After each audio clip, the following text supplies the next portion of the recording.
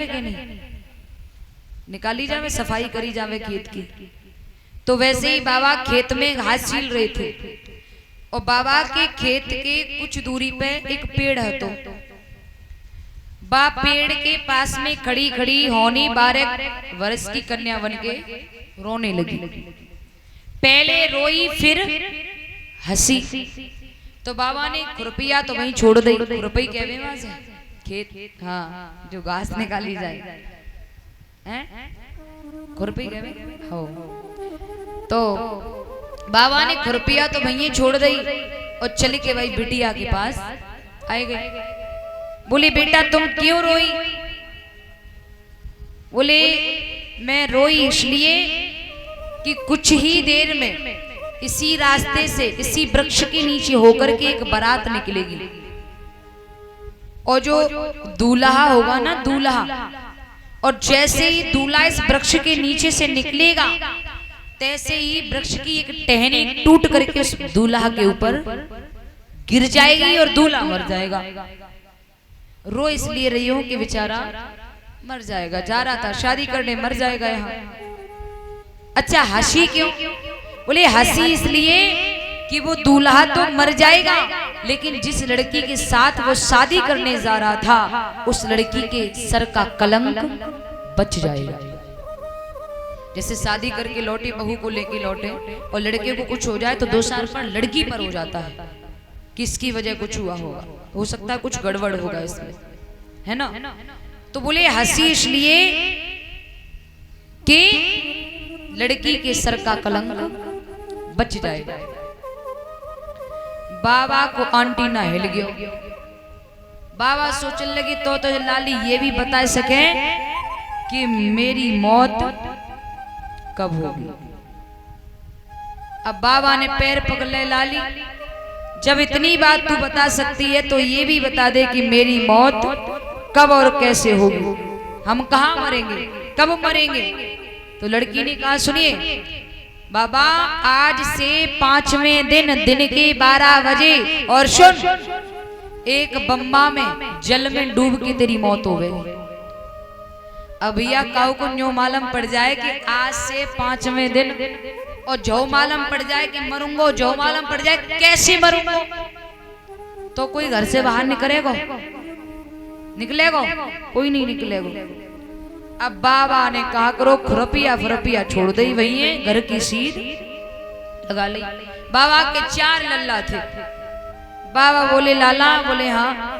एक लाली मुँह को मिली, वाने न्यो कहिए कि बाबा आज से 5वें दिन के 12 बजे एक बम्बा में यानी जल में डूब करके तुम्हारी मौत होगी। लड़के बोले पिताजी ये बात? बोले हाँ। हम तुम्हें कमरे से बाहर निकलने ही नहीं देंगे, मौत कहां से हो जाएगी, जल में डूब के मां तो वो कहां से जाएगी। लड़कों ने क्या किया, पिताजी को एक कमरे में बंद कर दिया, बाहर से ताला लगा दिया। अगर खाने की जरूरत पड़ती थी ना तो थाली परस के ले जाता और उतना ही पानी देता था, गिलास भर। ऐसे कहते ज्यादा पानी में गड़बड़ है जाए गिलास भर पानी देता है और वो गिलास भर पानी पिला देता है, तुरंत ही गिलास बर्तन सब बाहर कमरे से बाहर निकाल लेता है, फिर ताला लगा देता है बाहर से। 1 दिन भयो, 2 दिन भयो, 3 दिन भयो, जैसे 4 दिन भयो। 4 दिन की शाम आई, होनी सोचने लगी कि मुझे उस बुड्ढे को लेने जाना है। अब होनी सोचने लगी वो बुड्ढा तो है गया कमरा में बंद, जाऊं तो जाऊं कैसे। तो होनी ने क्या किया, होनी ने एक बुढ़े का रूप बनाया, बूढ़े बाबा को रूप बनाया और बूढ़े बाबा को रूप बनाए के बाई के घर पे आई गई। कमरा खटखटाया, अरे भैया कोई है। लड़के भाग के, अरे कौन हो तुम? अरे लाला चलता चलता थक गया हूँ, अब चला नहीं जाता, इसलिए सोच रहा हूँ कि एक रात रुकने के लिए तेरे जहाँ जगह मिल जाए तो सवेरे होते ही मैं यहाँ तक चलो जाऊंगा। अब बेचारो लाला बोले देखो भैया ऐसे नहीं, पहले मैं अपने पापा को पूछ लूं, ऐसे कहते कोई गड़बड़ है जावे। अब लड़कों ने पिता से कहा कि पिताजी पिताजी एक बड़े बूढ़े आए और वो कह रहे हैं कि चलते चलते थक गया हूं मैं, एक रात अपने यहाँ रुक जाने दो मुझे। बट अब उन लड़कों के पिता सोचने लगे मैं भी बुड्ढो और वो भी बेचारो बुड्ढो, अब वैसे भी कमरा में बंद है, जी नहीं लगे, मन नहीं लगे, अब बुड्ढे बुड्ढे मिल जाएंगे तो आराम से बातें करेंगे, दिन से ही कट जावेगा। तो पिता ने कह दिया बेटा ऐसा करो, बोली क्या, कि उसे अंदर ले आओ, हम भी बुड्ढे वो भी बुड्ढे, समय अच्छा कट जाएगा। बोले ठीक है। अब होनी बुड्ढे के रूप में उसी कमरे में दूसरी चारपाई पर लेट गई। पूरी रात होनी ने बुड्ढा से बातें करी और सवेरे 7 बजे होनी ने मरे हुए को रूप, जो बुड्ढे के रूप में आई थी ना होनी, उसने मरने का रूप बना लिया। अब उन चारों के पिता ने आवाज लगाई अरे बेटा ये क्या हुआ। बोले क्यों, बुड्ढा तो हमारे यहाँ मर गया, बुड्ढा तो हमारे यहाँ मर गया। बोले क्या, बोले हाँ। देखो बेचारी हारी थकी वही है। अब वो दिन में घर को काम करें हैं, रात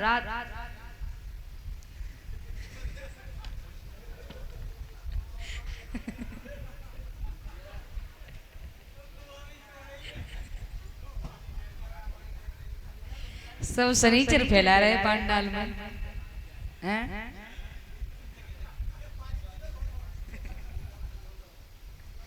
बोली गोविंद भगवान की। अच्छा जाए हाथ पर धुले।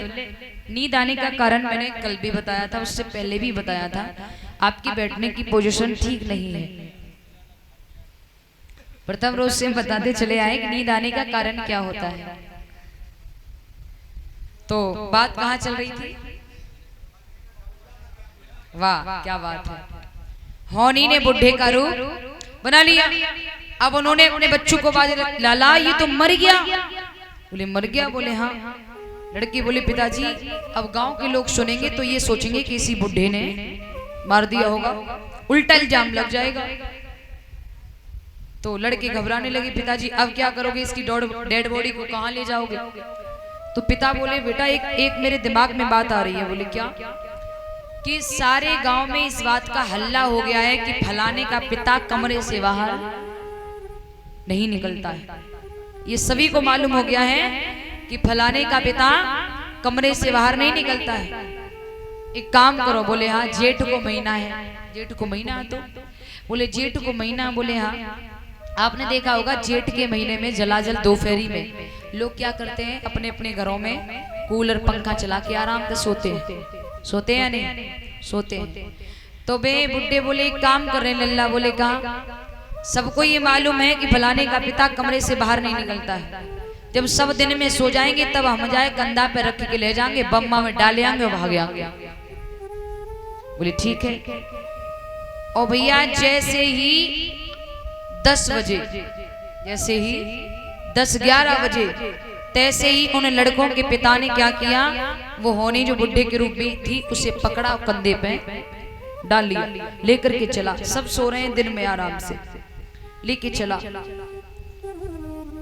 अब भैया टाइम है 12 बजे का, 12 बजे उनकी मौत होनी है, उनके पिता की, जो लड़के हैं उनके पिता की।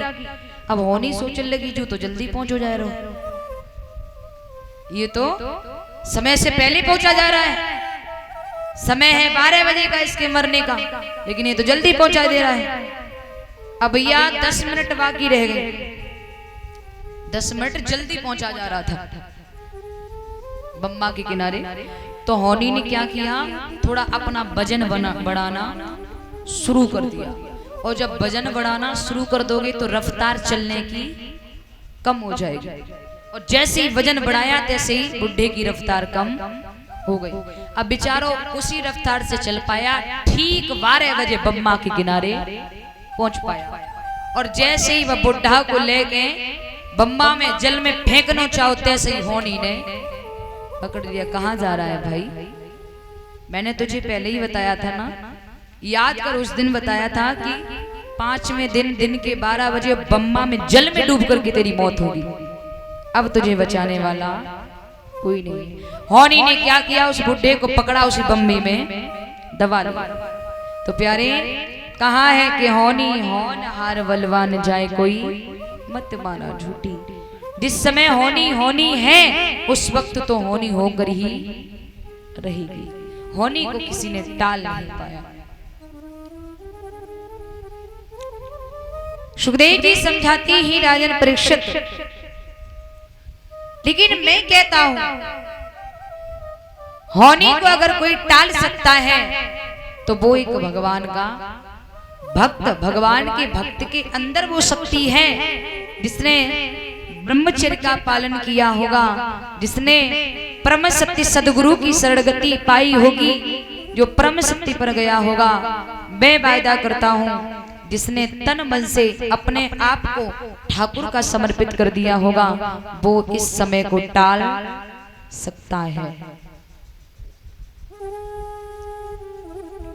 मैंने उस दिन बताया था अगर किसी को मालूम पड़ जाए कि आज से चौथे दिन मृत्यु होगी तो मानव को क्या करना चाहिए। जी, मौत से डरना नहीं चाहिए, मौत से मृत्यु से डरना नहीं चाहिए। बोले क्या करना चाहिए, बोले मृत्यु से ना डरे, सिर्फ मृत्यु को सुधारने का उपाय करो। सुधारने का क्या कि परमात्मा मेरी अच्छी मृत्यु हो जाए, मैं तेरा नाम लेता हुआ चला जाऊं, तेरा गुणगान करता हुआ चला जाऊं। और जो मानव प्रभु का स्मरण करता हुआ जाता है ना, उस व्यक्ति का मरना नहीं होता है, उसका मरना नहीं।